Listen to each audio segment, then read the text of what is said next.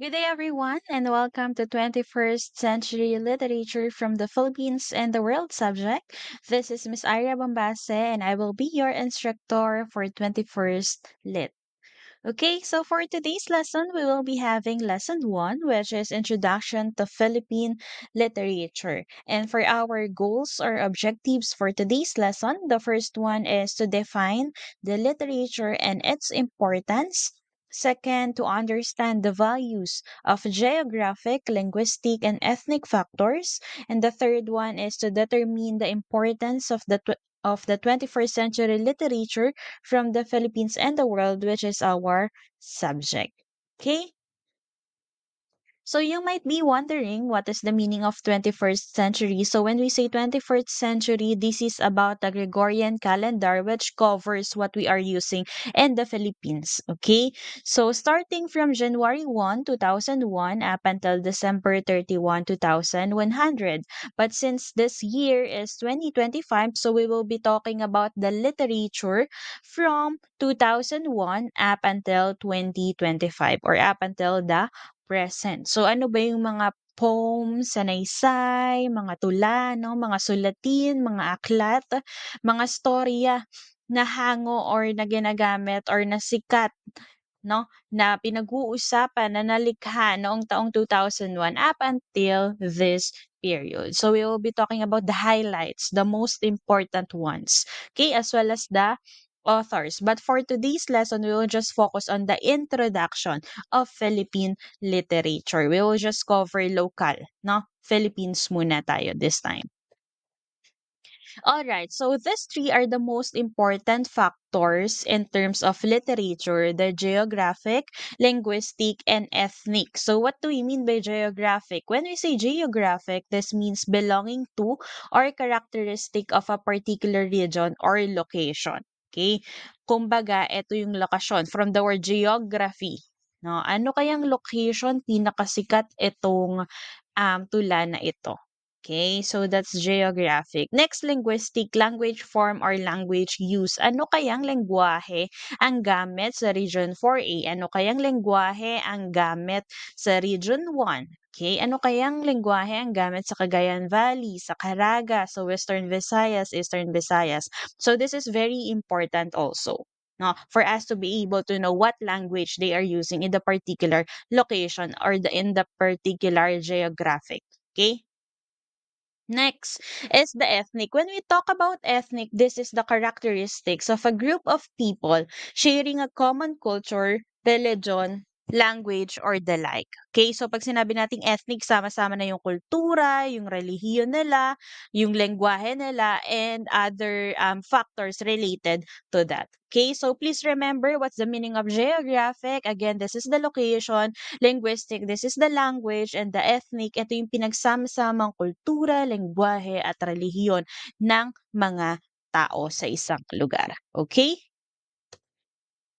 Next, what is literature? Okay, so literature comes from the Latin word litera, which according to Britannica, this is one of the dictionary I found out, they defined literature as a body of writing belonging to a given language or people. And according naman sa Merriam-Webster Dictionary, define nila ito as writings having excellence of form. Okay? Now, why do you need to study literature? You might be wondering bakit ba kailangang pampag-aralan ang literatura or bakit kasama sa subjects nyo ngayong grade 11 first semester and 21st century literature from the Philippines and the world. So we will find out why in the next slides. Okay, so the first one, to trace our rich heritage of ideas which were handed down to us from our forefathers. So pag sinabi po nating forefathers, ito yung ating mga ancestors, ito yung ating kinanununuan. Okay? So sabi, to trace our rich heritage. Kumbaga, mayaman tayo sa pinagmulan. Okay? Pinagmulan ng mga idea. So, hindi lang siya nabuo ngayon, no? Hindi lang recent, hindi lang modern, marami nang nabuo pa noon galing sa ating mga kinanununuan. Sabi nga, or sa Tagalog, sinasabi ito or tinatawag na salindila Okay? So, nakarating na sa henerasyon ngayon yung dati pa or ginawa pa noong mga, ancestors or forefathers natin.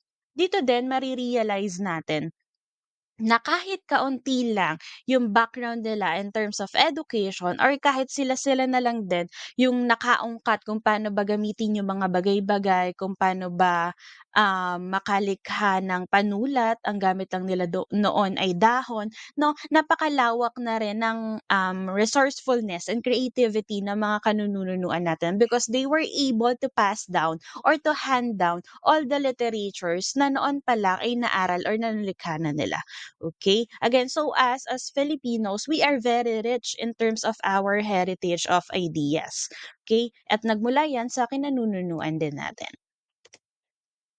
Next, for us to understand that we have great and noble traditions which can serve as the means to assimilate or fit in other cultures. Okay, so if you would have noticed, take for example, meron ng iba't ibang relihiyon dito sa Pilipinas. Merong Iglesia ni Cristo or INC, merong Katoliko, merong Born Again Christian, and others. So, once we learn about the literature, no, kasi isa ding example ng literature, a form ng literature yung mga Bible or yung ginagamit ng mga tao in terms of their worships, no, sa pagsamba nila. So dito nare-realize natin na kahit iba't iba yung paniniwala ng bawat relihiyon or yung practices nila kung bakit sila naguhubad ng tsinelas bago pumasok sa simbahan, kung bakit formal, super formal yung mga attire nila kapag nagsasamba sila tuwing linggo, kung bakit lagi-lagi tuwing linggo sila nagsisimba or pa kumbaga ay yung devotion nila kailangan very committed every week sila makapagsamba,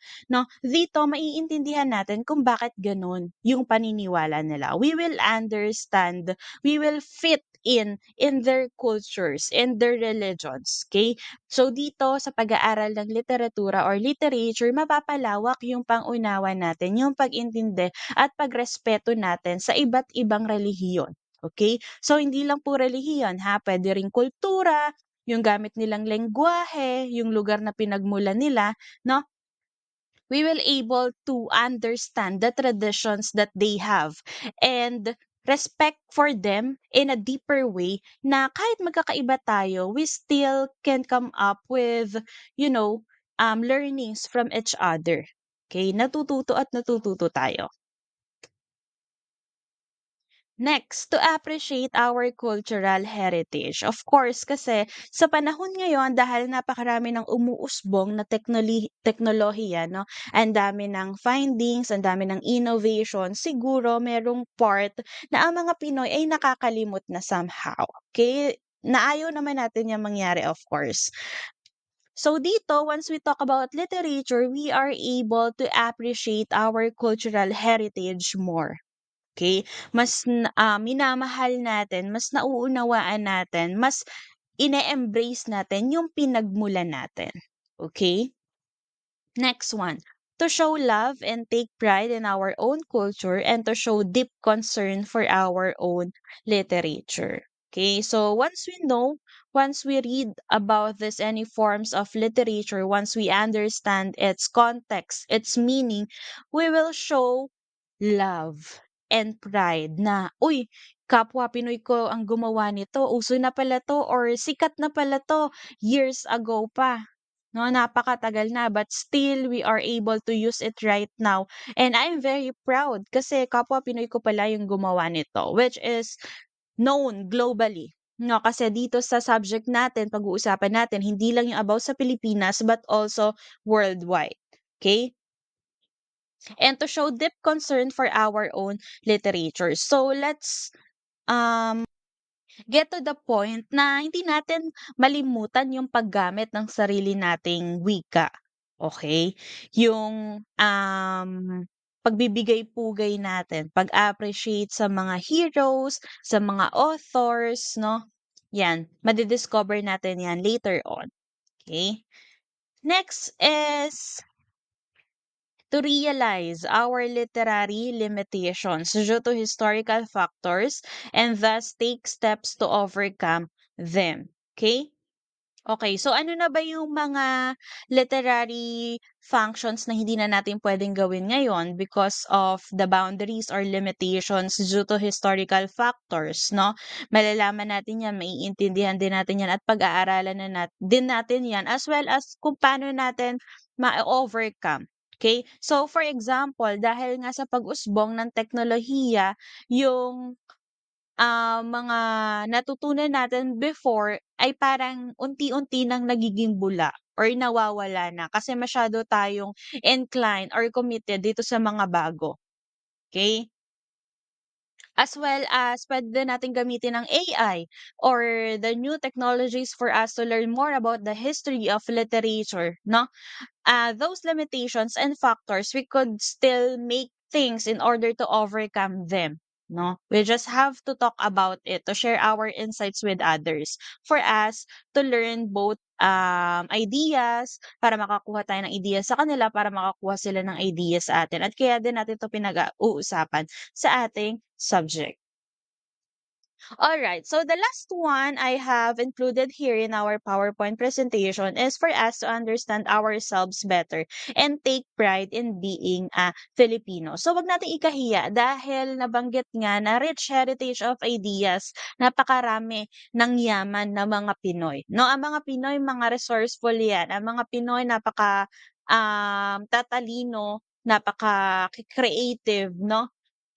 Kaya dito mas maa-appreciate natin yung mga writings, yung mga creations ng kapwa natin Pinoy. Okay? And those are just some of the reasons why we are studying literature, why we are in here to look forward to more knowledge we will have to gain in literature.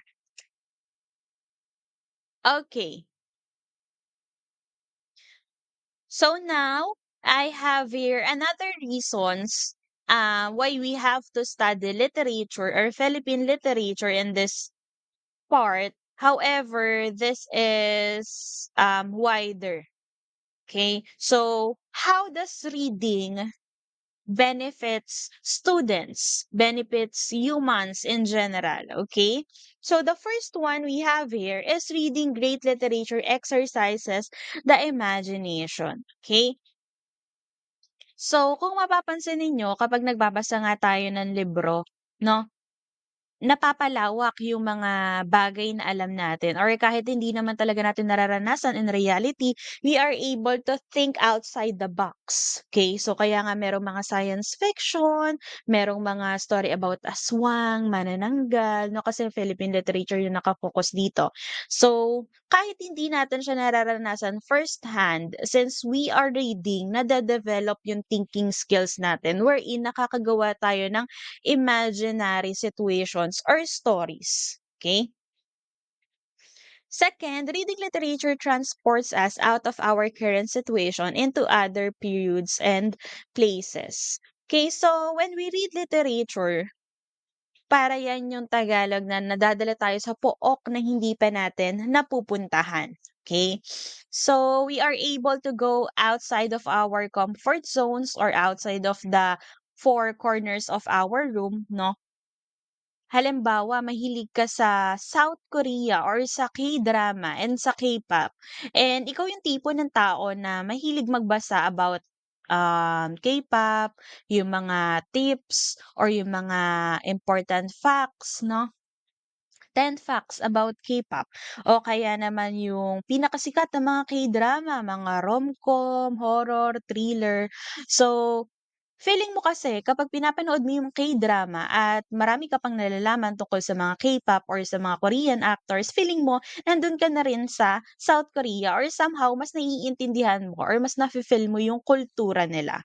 Okay. So, kung wala pang masyadong budget, nag-iipon pa lang para makapag-travel balang araw sa South Korea, ang ginagawa mo pa lang ay magbasa-basa tungkol sa mga locations na pinakasikat or yung mga famous locations na pinag-shootingan sa mga K-drama na favorite mo, 'no? Wherein in those times, kahit binabasa lang natin, feeling mo nandun ka na sa location because of how the author described the area, 'no? Super descriptive.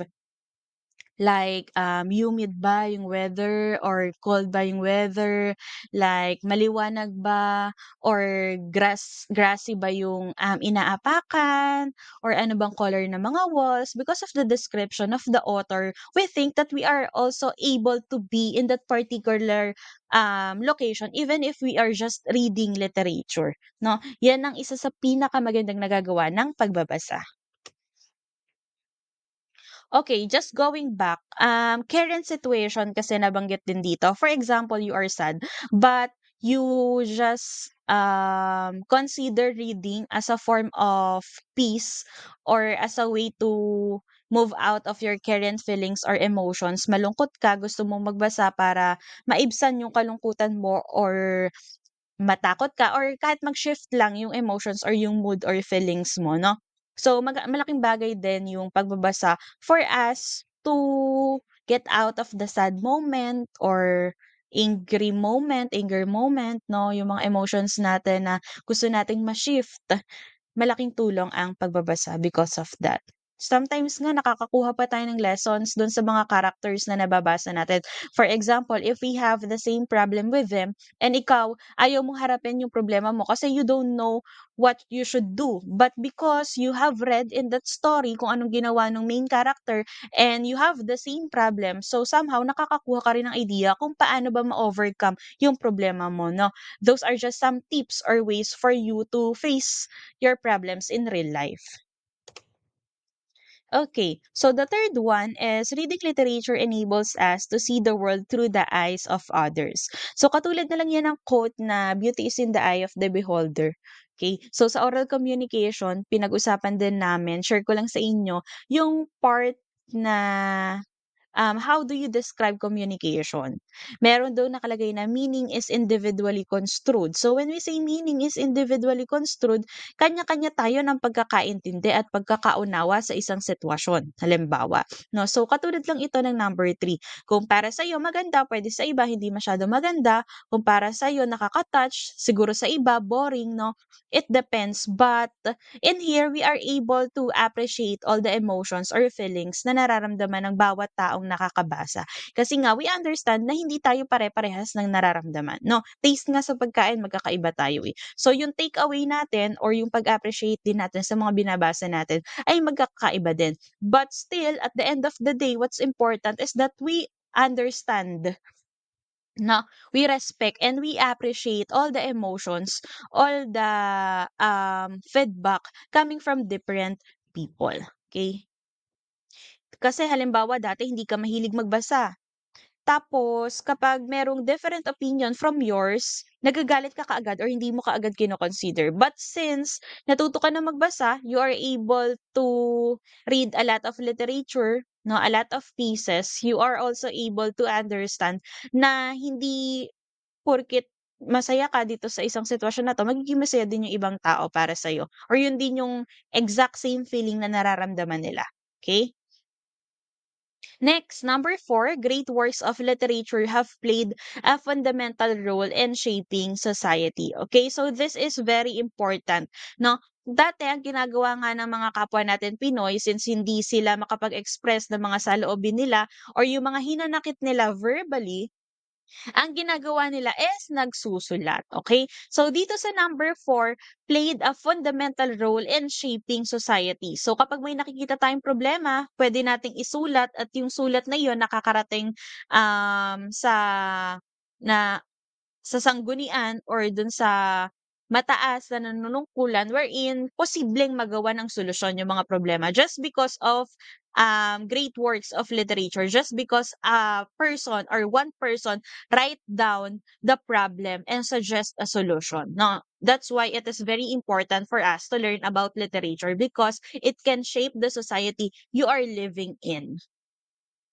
And of course, for the betterment. Okay?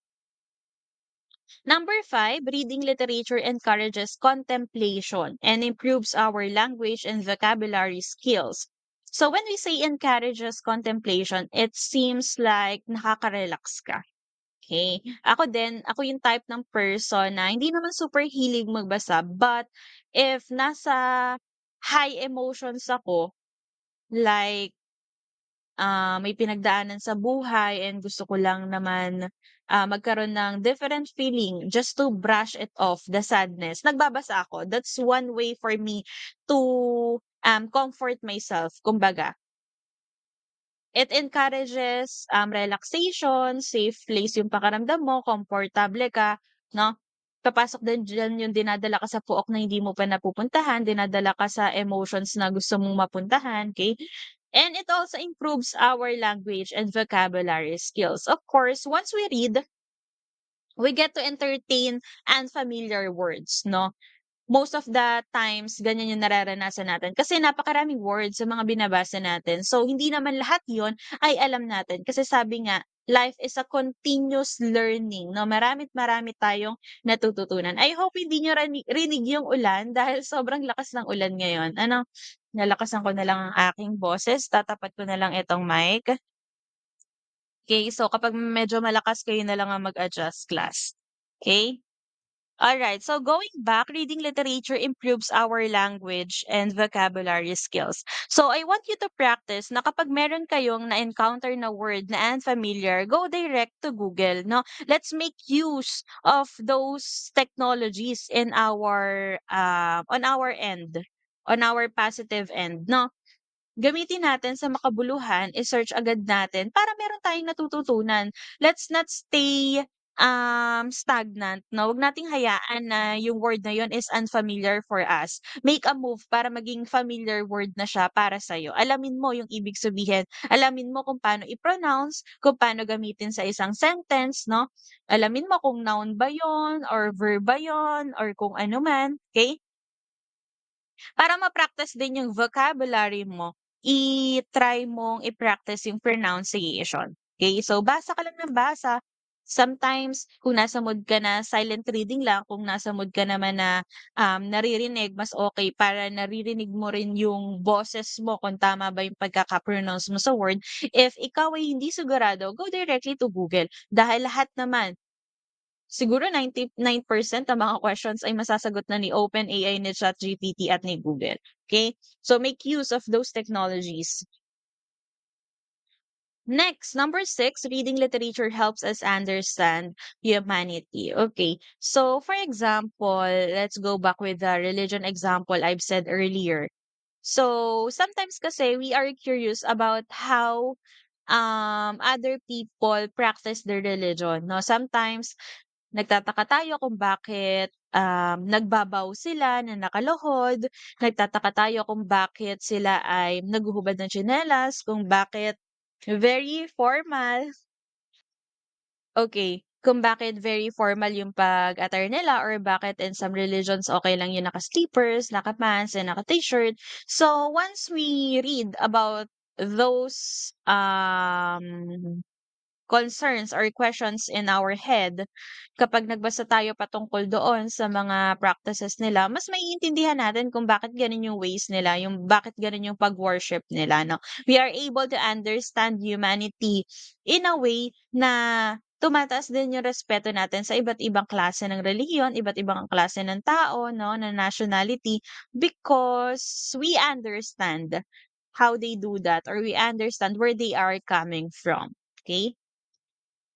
All right, so this number 6 is the last one in the importance of reading literature as well as introduction to Philippine literature. Okay, if you have any questions or clarifications, don't hesitate to send me a message in our GC. That's it for today. Thank you and goodbye. Take care, everyone.